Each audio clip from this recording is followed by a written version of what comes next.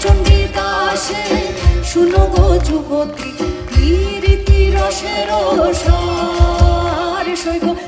রীতি রসের পরের দুটো লাইন শুনুন বিরীতি করিয়া যে জঞ্জাল মুড়িয়া